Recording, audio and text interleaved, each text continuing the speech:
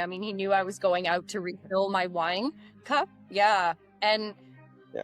and it's funny because in my mind, I was thinking, he's not really saying much, so he must not know how much I'm really drinking. And so I justify it to myself. And sometimes I'd call him and ask him if he could stop at the liquor store to pick me up some wine, and he would say yes. And so, so I just felt like, okay, he doesn't really think there's any problem, so I'm good. Yeah. Yep. And if that thought's going through your head on a regular basis every time you're picking up a box or having him buy a box for you, if that thought's in your head, then clearly there's something wrong here. This is Rock Bottom with Ryan. No sugarcoating, no filters. The pain, the chaos, the truth. No bullshit. Just recovery.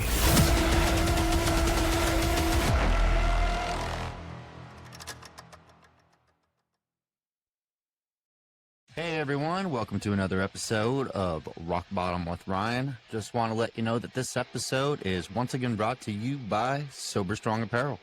Sober Strong Apparel isn't just lifestyle wear, it's battle gear. Heavyweight tees, hoodies, and gear for ones who draw a hard line. Clean, sober, no compromise. We rep sobriety like a badge of honor. And every piece you throw on says you're a part of the crew that doesn't back down. Every order fuels recovery with 10% donated to treatment facilities. So you can get amazing hoodies, heavyweight tees like this, hats, banners. I mean, a little bit of everything. It's all incredible quality. I love what the clothing stands for. It's incredible stuff. Don't forget to use the code ROCKBOTTOM, all one word, capital letters, for 15% off. It used to be 10%, now it's 15% off. If you have anybody in your life that is sober curious, in treatment, long-term sobriety, anything, anybody who supports the recovery movement in any way, shape, and form, definitely have them check out SoberStrongApparel.com. Not only is it for a good cause, but it is good-looking clothing, great style, great quality. I just really like representing this brand and love what they stand for. Also, if you're new to watching the show or have been watching the show, don't hesitate to click subscribe on YouTube or Spotify or both. That really helps out the show. Let's get the word out there as much as possible. Thank you for all the support from all of you and really appreciate it. And don't hesitate to reach out and message me with any questions. Thank you so much. Enjoy this episode. All right, welcome to another episode of Rock Bottom with Ryan. I'm here with Katie today as my guest. Katie, how are you doing? I'm doing great, thanks. Good. Really glad to have you on finally. And as you know, this is a recovery podcast, so we're going to talk a little bit about your story today. First of all, what was your sober date, if you have one, your drink or drug of choice, and where you're from? Yes, well, thank you so much for having me on, Ryan. I feel so grateful to be able to share my story with others. Sober date is August of 2022, August 8th. And I am from the beautiful Nova Scotia, Canada, which I've lived here my entire life. Wow. And I started sharing my journey online close to 3 years ago. And I just feel very grateful to be able to hopefully help other people in being vulnerable and sharing my journey online. Awesome. Thank you. So would you say an alcoholic or into drugs or both, or what were your substances before you got sober? Yeah, so my drink of choice was definitely wine for sure. My journey really started in high school. I would say, I think a lot of millennials could relate to the drinking every weekend when you get into high school. Yeah. And Smirnoff Ice was probably the first alcoholic drink I tried. I didn't like it, but I kept drinking it.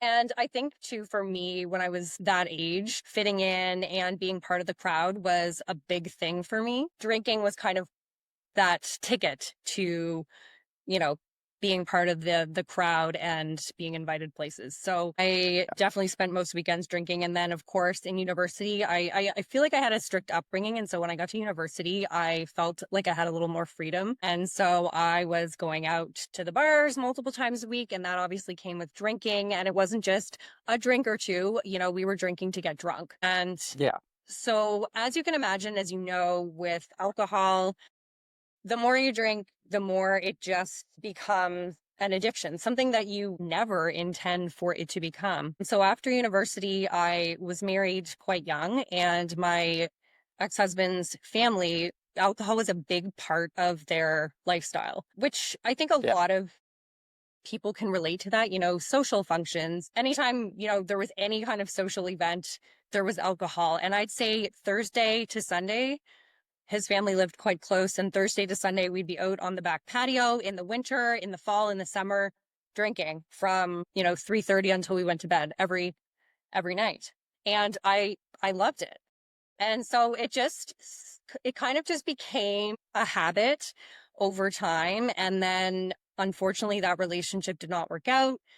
And I got divorced and was going through all of that. And so I think I relied also a lot on wine during that time. I was working in a corporate job and it was quite stressful. And so my current spouse would sometimes joke about it and say, I can always guarantee that when I come over, you're going to be sitting there with your laptop doing your work with a glass of wine and a slice of pizza. And that was my diet, Yeah. like an extra large pizza with Yeah. my bottle of wine. Oh, Yeah.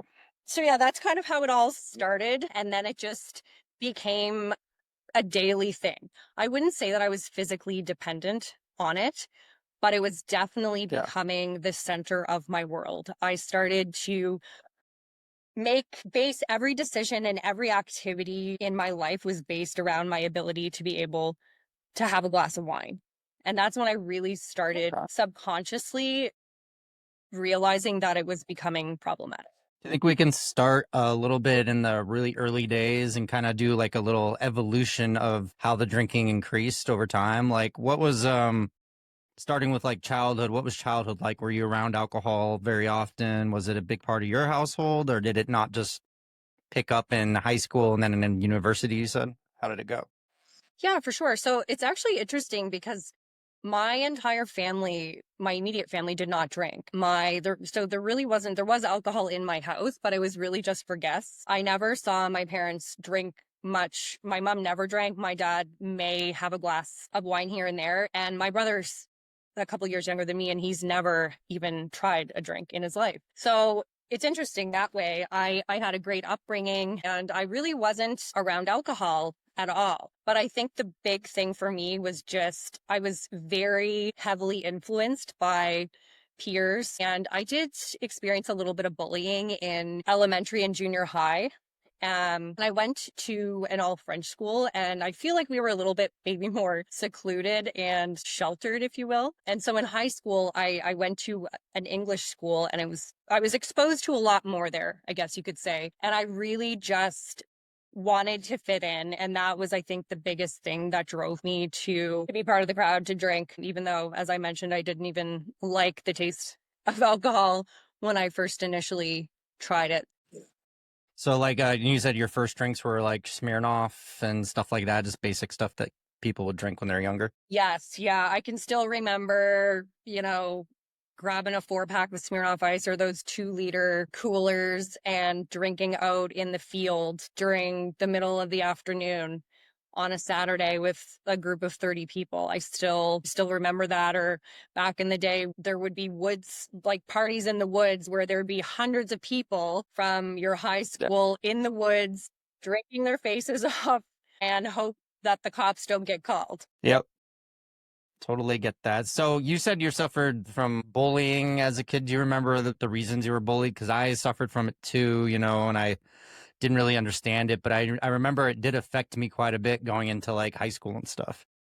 Yeah, it's interesting. I think a lot more about this stuff now that I'm sober. I kind of think about my childhood and all the different experiences I've had that I sometimes believe, obviously led me to where I am today. And in terms of the bullying, I was quite thin.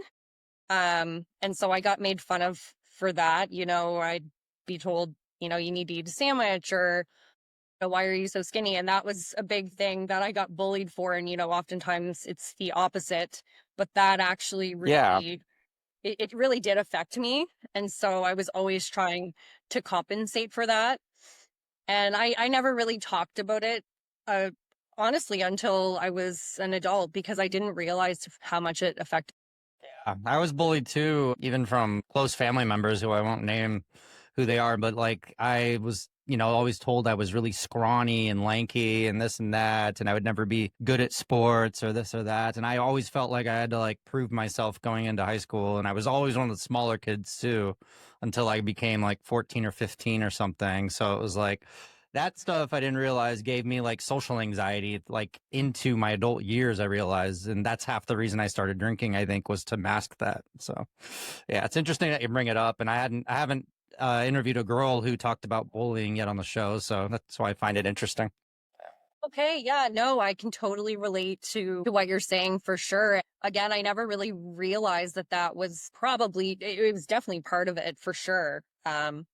And I still experience social anxiety. Obviously, it's nowhere near what it was, but I was actually talking about this to my spouse last night. Just I went to an event and I still experience the social anxiety. And I think before, I knew that I would have that crutch of alcohol to rid of that feeling. And so now having to actually experience that, it's a lot more manageable, but it still is there.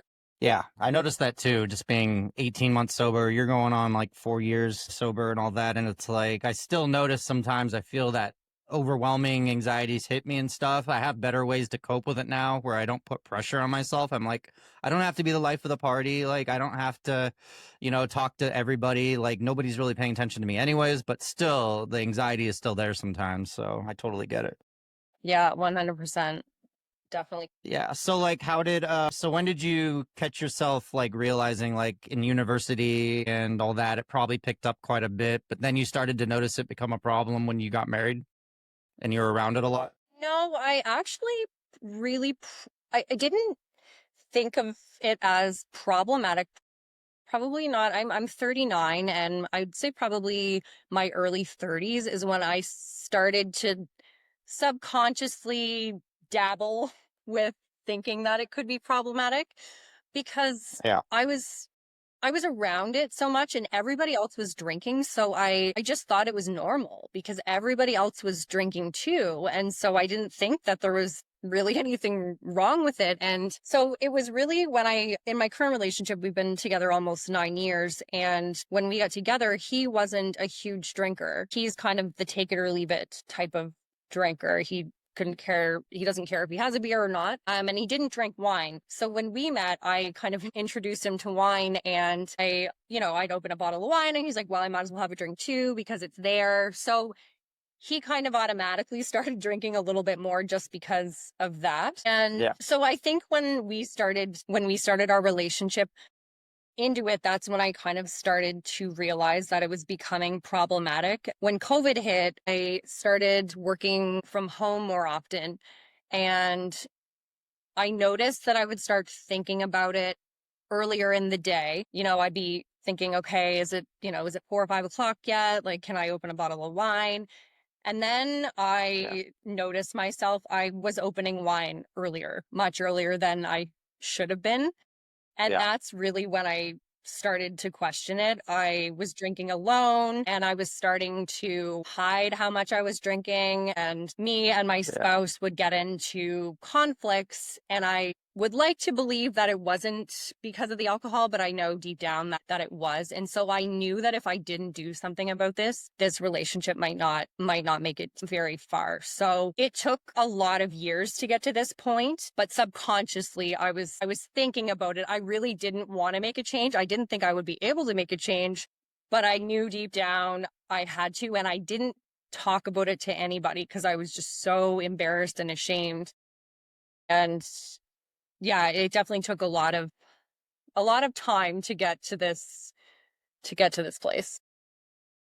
So what do you think was going through your head like after like a long day's work, you'd start to get like kind of scatterbrained and start to think, okay, I want wine sooner than usual? Or were you starting to feel anxiety? Because you said you didn't really have physical dependency, but you just started to think about it more. Yeah, so I call it the game of mental wine gymnastics. I would wake up it was just this cycle. I'd wake up in the morning and I'd say to myself, I'm not drinking tonight, because I felt disappointed that I drank the night before. And so I'd be like, okay, I'm not drinking tonight.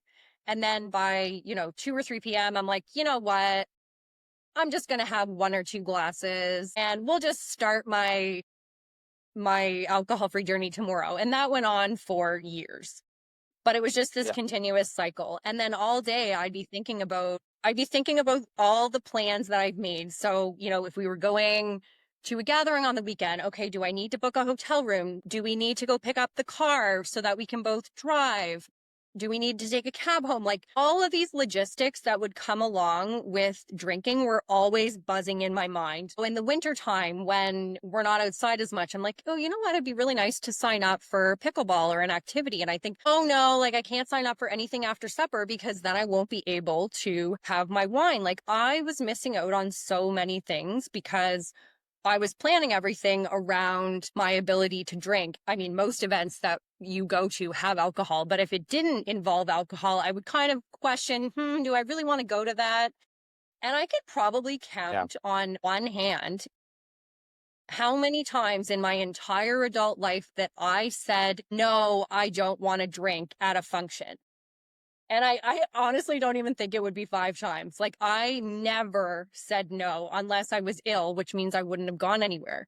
But that to me, like is wild. And so now when I go out anywhere, like I was never the person who was, just sitting back sober and observing, when you go to a function now and you kind of like observe the levels, like when people start drinking and then every hour kind of the levels just increase. Like I was never that Always paying attention. the person up here. And even at social functions, I would notice my mind, like I would be looking around the room and I'd be, thinking, okay, well, she ordered another drink. So it's probably okay if I get myself another one. Or I would be observing everyone and making all these crazy judgments in my head, trying to justify my own drinking. And of course, when other people are drinking, you feel okay about your own drinking. And, So you true. wanted to stay later, you get other people to drink with you so that you didn't feel so bad about it. Like just all of these wild thoughts all the time. I say to my spouse now, I have no idea how I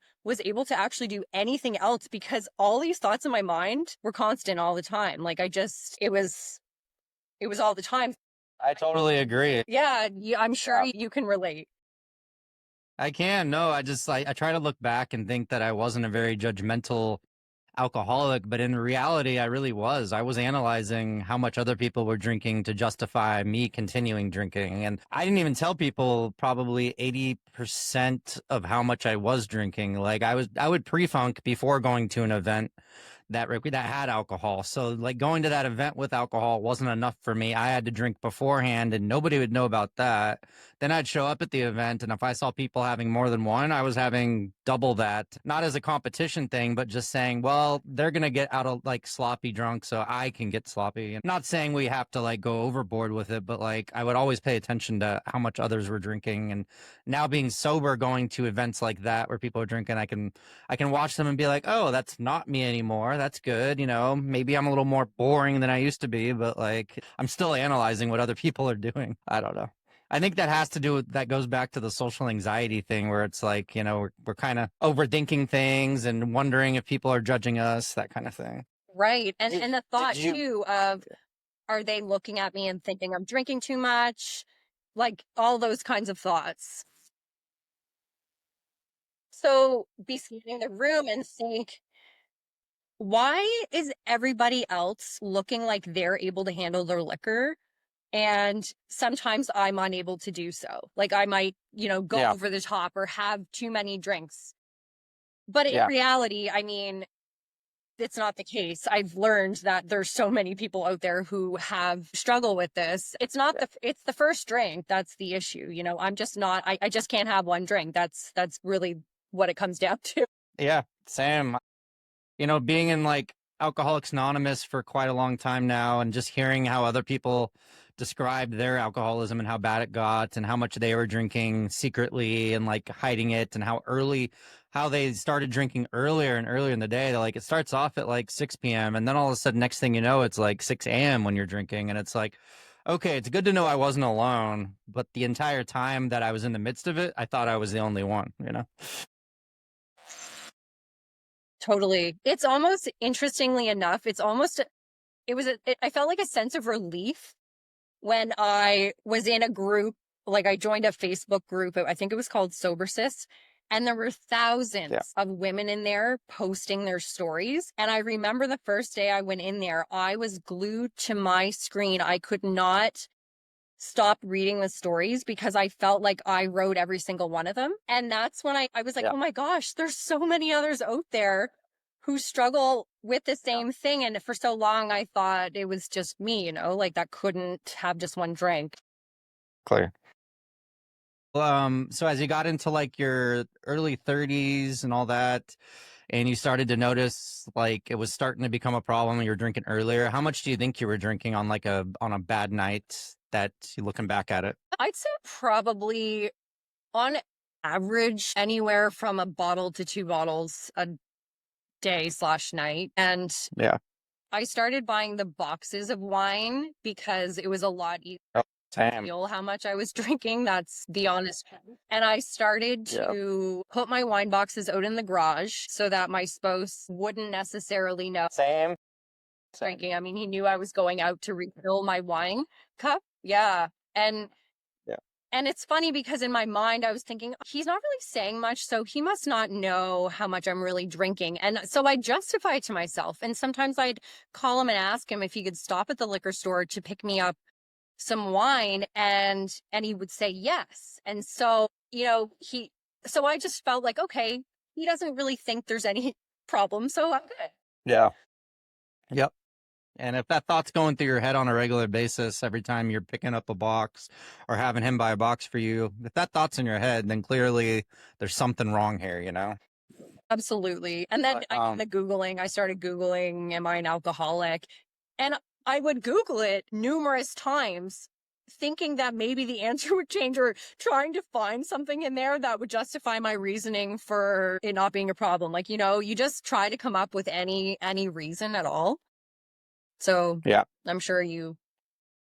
Did he or like, did you start to get in any obvious like trouble? I mean, it doesn't have to be legal trouble, but did you start to notice like your relationships being affected by it, and like your significant other or family or kids, or how'd that go? Yeah, so luckily there was no legal trouble, but I was just lucky, to be honest. There were probably times when I drove and I shouldn't have, and like I definitely could have gotten into legal trouble, but luckily I did not.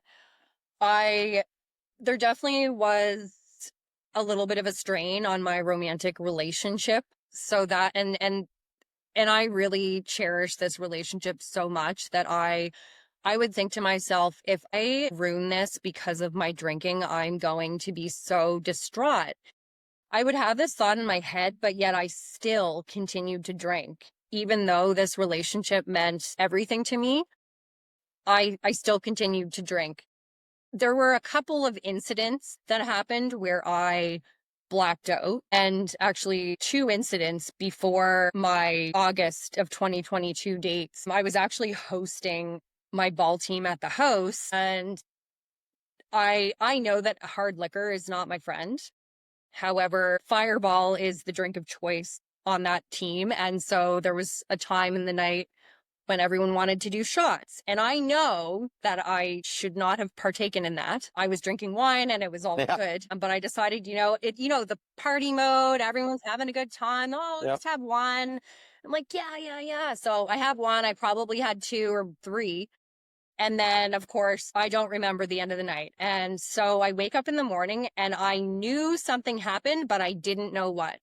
And I had that immediate awful feeling in my stomach where I knew something happened. I wanted to know what it was, but I didn't want to ask my spouse because I was mortified of what he was going to tell me. So anyways, I found out that 3 members of my ball team had to carry me to bed and my clothes were hanging off me. Like it was awful. And when he told me that, and that was the first time that he really saw me in that condition.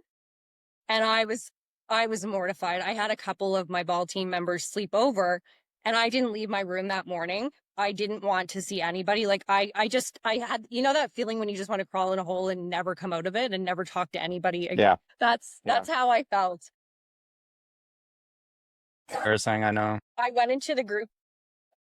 And I just wanted to die. I was like, I have to quit this team. Like, I'm not going to be able to go to our provincials. Like, it was awful. Yeah. So that was one incident. And then about a month later, I was going away with a group of girls. And before I left, my spouse said to me, please don't drink too much because of obviously what happened. And I was like, I know, like I won't. And of course, I had not partied with this group of friends before. And I got invited out to a party. We were actually in St. Louis. And I was like, okay, in my head, I was thinking, I've never drank with this group of girls. They're a new group of friends and I don't want to overdo it.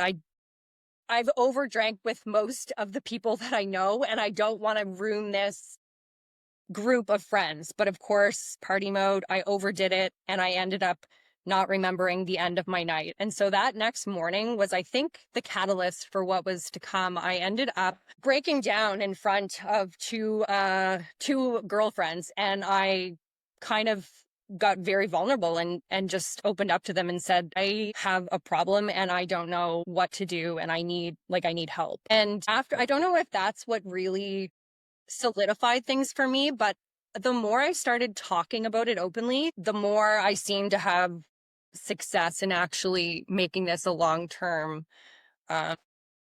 Good. So like it was a couple of notable instances where you just know you went overboard and other people saw it. So that probably stuck with you for a while. And then finally you got vulnerable and opened up about it. And that was kind of like the start of the beginning of the end kind of thing. Like you started to go the other direction after that. Yeah, so probably a month after that second incident, well, that's when I really cried for probably the 200th time. And I had actually also been very vulnerable with my spouse. I never really got super deep with my spouse on what was going on in my brain, like all the wine gymnastics that were happening. He really didn't know that part of it. And so I got very detailed and told him, look, this is what's happening in my brain. And he had no idea that it was that significant. And so I think just talking about it more with him also was helpful. He was so supportive. And that was another amazing thing. He also gave up drinking, and I mean, he didn't have any kind of problem with it, but he just gave it up to help support me. And that was amazing, because it definitely would have been a lot more challenging to do if he was still drinking. And so, I mean, I know there's a lot of people who have that struggle, like their partners aren't necessarily also going to give up alcohol. And so trying to navigate that would definitely be a challenge. Yeah. So, what do you remember your last night consuming, and were you telling yourself this is the last drink, or how did that go? You know what? I don't specifically remember the last night, but I do know I started on a Monday, because I'm one of those people that's like, okay, I'm starting Monday. I do the same thing. I've been that Sunday night, but yeah, I don't remember specifically. The one thing I do remember doing differently on this occasion was I really had to do a complete kind of mindset shift, in the fact that instead of always thinking, oh, I can't have a drink tonight. Oh, I can't have a drink tonight. And trying to like use willpower all the time, I was taking notice of my wins. So I started journaling every single morning. I would write down every single win, like it could be the smallest of things in my journal, from because I didn't drink that day, this is what happened. And, not waking up to empty bottles on my counter, or not having to go and hide the recycling bin before my hubby comes home, like any of those things. And so every morning I would do that, and I would review my lists from the day before. And I just kept reading it out. If I had a moment where I felt like I needed a drink, I would go to my journal and I would just take a pause. That was another big thing I did, was because I was always, as soon as you have that negative emotion, you just are like, I need a drink right now. And I would pour one. But instead of doing that, I would take a pause and think to myself, well, why do I really want this drink? And how do I want to feel in a few hours? Playing the tape forward was a big phrase I consistently used. Like, what's the next couple of hours going to look like if I have this drink? Do I really want to go through with this kind of thing? And so doing a lot of that self-reflection and journaling, I think really did help me tremendously. And also, I had no idea there was such a big sober community online. No, Me either. a couple of accounts that I really was inspired by. Yeah, it's No, same here.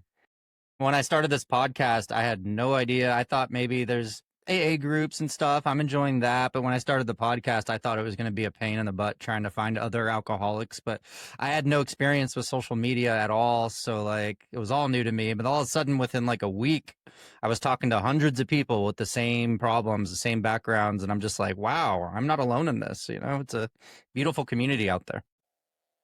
100%.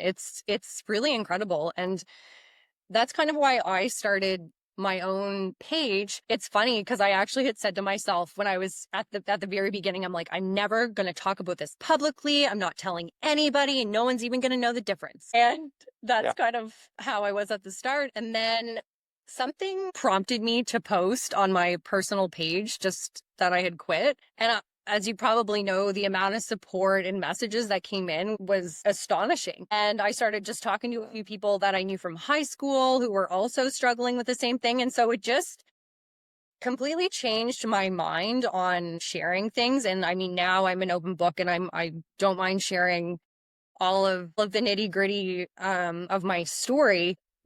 Watching other people's stories really did help me in my journey. So I feel like I want to do the same. And, you know, even if I don't hear from somebody, knowing that maybe in the back of your mind, you're helping somebody by being vulnerable and sharing what you went through, it might make someone else feel not so alone. So I really enjoy creating content, and I love connecting with other people who are in the same space. And yeah, it is really incredible, the community that we do have. Yeah, no, I love your page, and I'm looking at it right now, you know, and it says a lot of great stuff, like 2 decades of boozy shenanigans. And I'm looking at a post that says 3 truths I wish I knew when I quit drinking alcohol.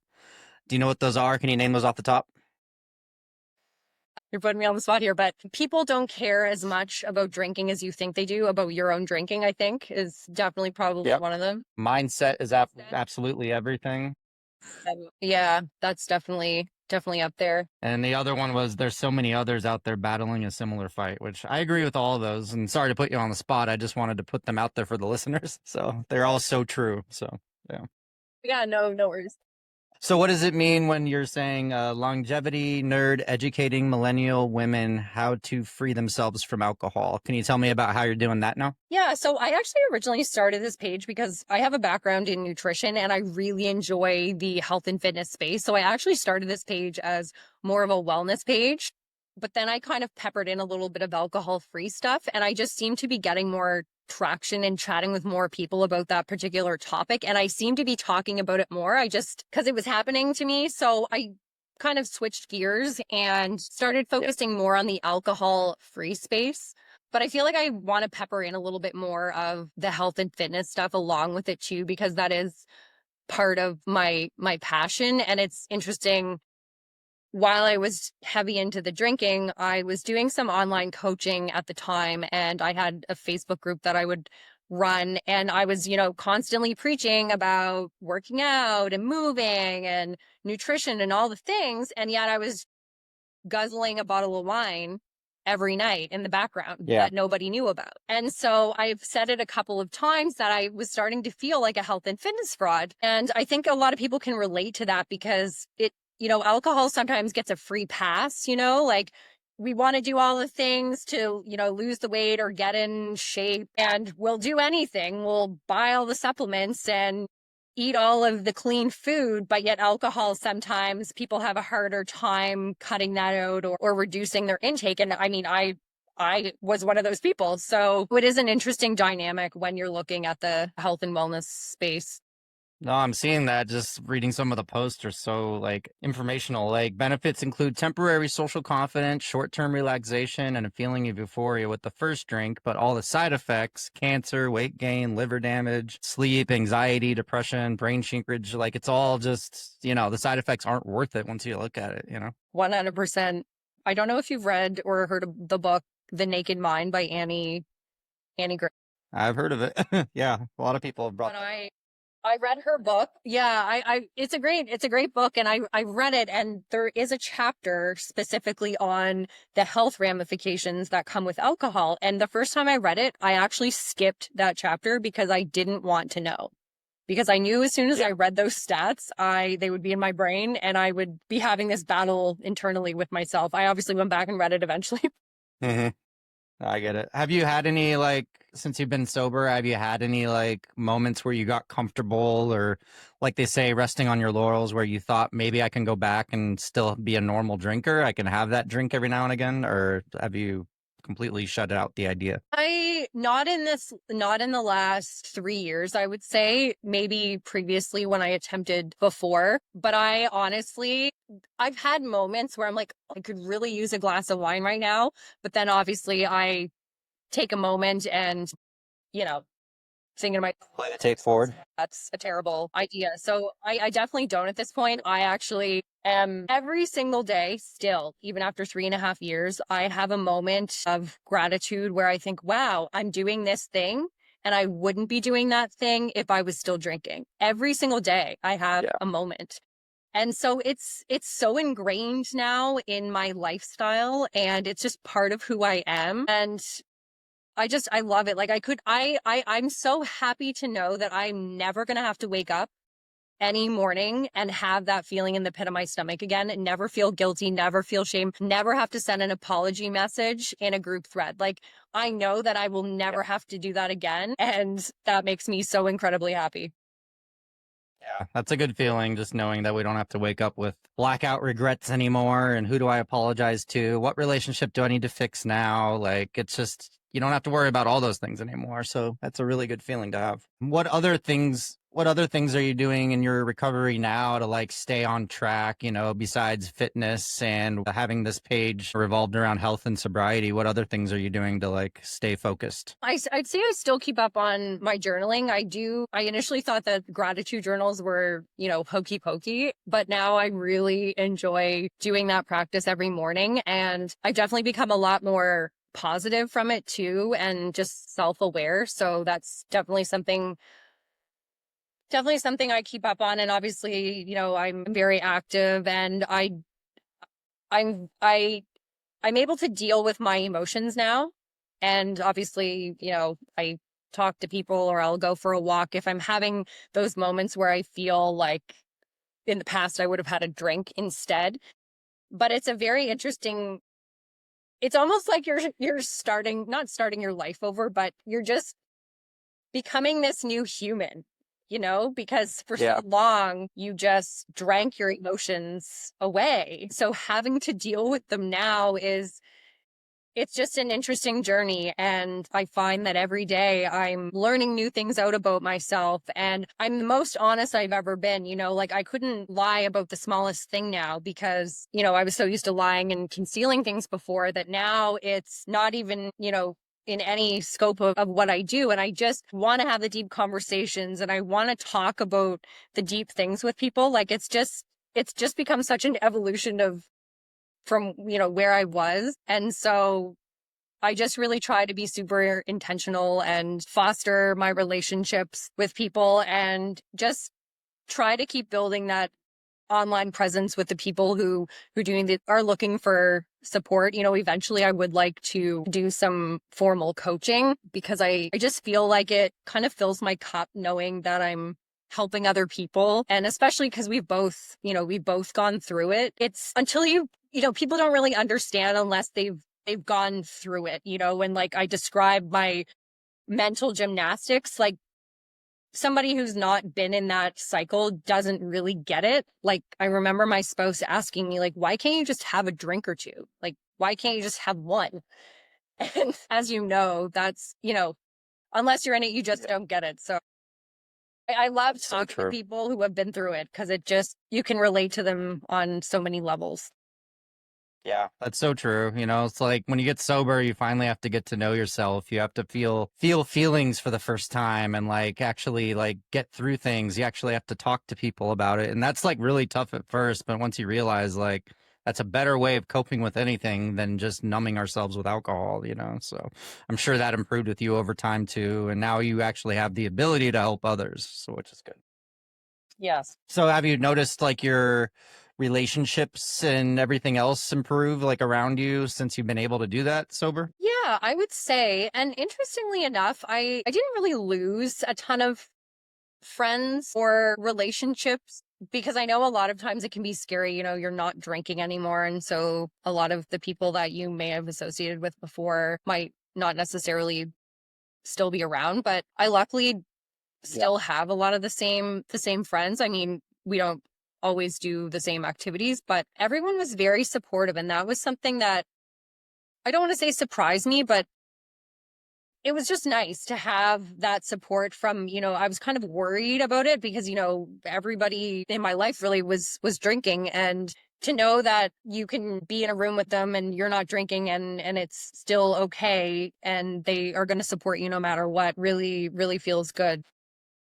That's good. So, like, in your multiple years of sobriety now, like, based on what you've learned, what advice would you give to anybody out there that's sober curious, still struggling as we speak, who wants to quit? What advice would you give? I would say don't give up. It can take a long time to get to this place. I remember watching the couple of accounts, the people that I was inspired by, and I remember seeing their milestones. They would share, hey, I've hit my 30-day mark, or hey, I hit my year mark. And I remember watching that, thinking to myself, if I could get to 30 days, that would be a miracle. Like, that would be amazing. I hope that I can do that. And I really didn't think in my mind that it would be possible for me.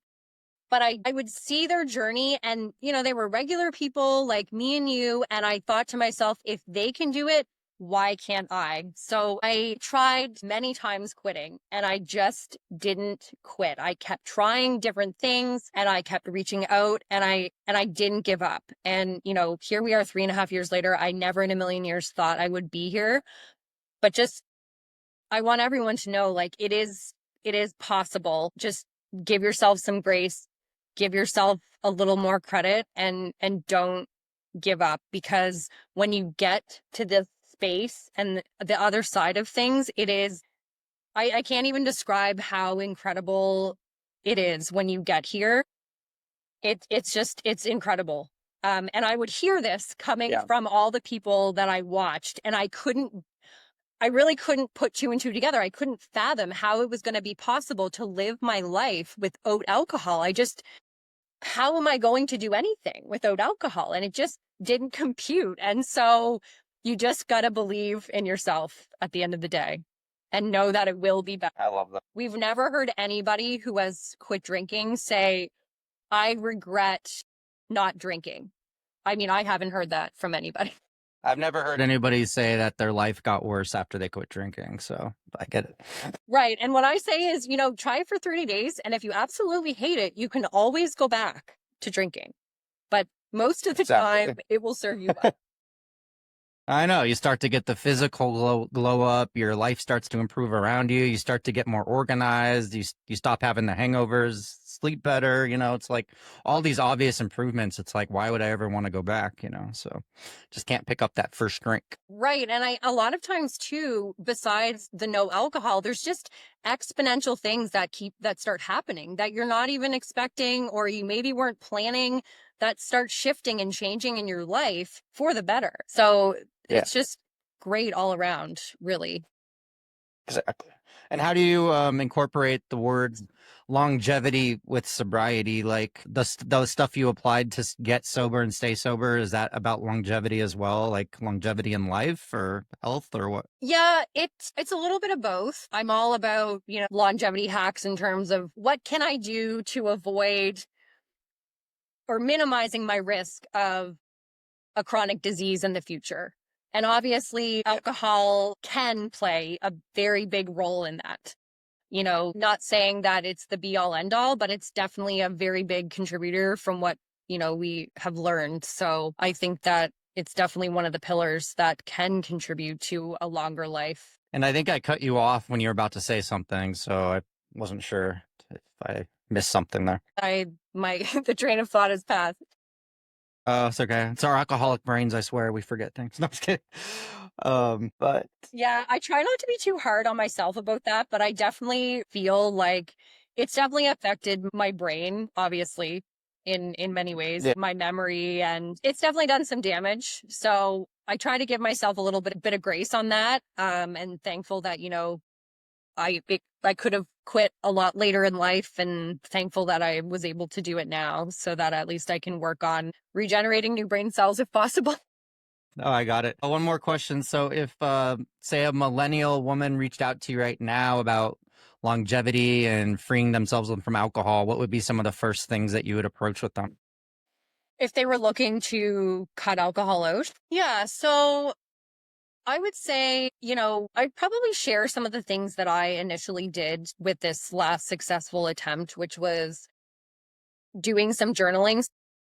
Something that I had did too with the journaling with the questions was writing down my why. So like, why do I want to quit drinking? That was the first page of my journal. So I would probably recommend that. Like, why do I want to quit drinking? And I had, 10 to 12 reasons. And that was something that I would revisit every single day. I find there is a lot of truth to when you write something down, it's just more likely going to get ingrained in your brain.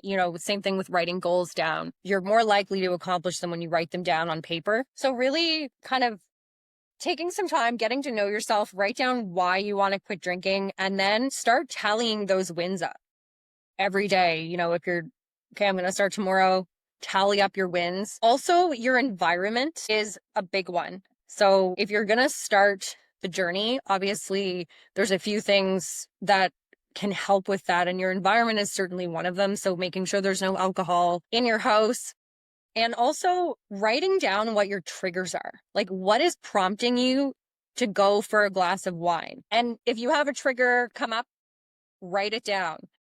And I find having that data can really answer some questions for you. And when you do have those moments, you can go back and look, or even if you have a moment, like kind of jot down how you're feeling in that moment before you go to grab the glass of wine. Also, something I did early on in sobriety that I would encourage people and let them know about is you're going to have a temporary period of time where you're going to have to say no to things and be okay with that.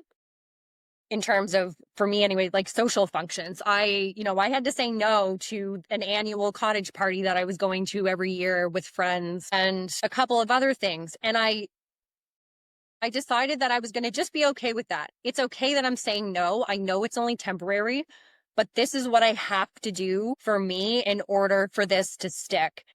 And so just really getting honest with yourself and making those shifts instead of continuously trying to use, the willpower, like putting yourself in a situation where it's going to be tempting, where it's, at the beginning when you don't want to have to tell your story or talk to anybody about it, it just doesn't necessarily set you up for success. So knowing that it's a temporary thing at the beginning, I think can really help kind of shape your journey. So those are definitely a few things that I would probably recommend. I'm not saying they'll necessarily work for everybody, but those are the things that really helped me in my journey. Good. Oh, those are great answers. Oh, I appreciate it. Would you like to shout out your Instagram name and how people can reach you if they're ever interested in talking to you or possible future coaching? Yeah, absolutely. So Longevity Sober Lifestyle is my Instagram handle. And I also have a page on Facebook as well. And I'm currently not doing any official coaching, but my DMs are open, and it's definitely something that I am interested in doing in the future for sure. So feel free to reach out, and I check my DMs frequently. So I'm happy to chat, even if somebody needs an ear. I'm honestly, I love hearing from people and hearing about their stories. Awesome. Well, thank you so much. Is there a quote that you live by that stands out in your head right now that you'd like to end the episode with? I'd like to ask for that quote every now and again. I would say something is better than nothing. I mean, I don't know if that necessarily applies to the whole, sober topic, but it is something that I've kind of adapted in my own life, because I used to be an all or nothing kind of gal when it came to anything. I mean, obviously alcohol for me, has to be a nothing right now, but just in life in general, this all or nothing mentality sometimes can stop us from making positive change if we don't feel like we can go, balls to the wall with something. And so making the small incremental changes over time can really, in the long term, make a tremendous difference. It feels really small at first, but over time, those little changes can add up to monumental success. And so that's definitely a quote that I often refer to just for my own personal self. So Something is better than nothing. I love that. That's amazing. It's a great quote, actually. So I really appreciate you coming on and being vulnerable and sharing your story on my show. It means a lot. Thank you, Kate. Absolutely. Thank you so much for having me. I had a great time chatting with you. Too. Thank you. Rock Bottom with Ryan. No bullshit, just recovery.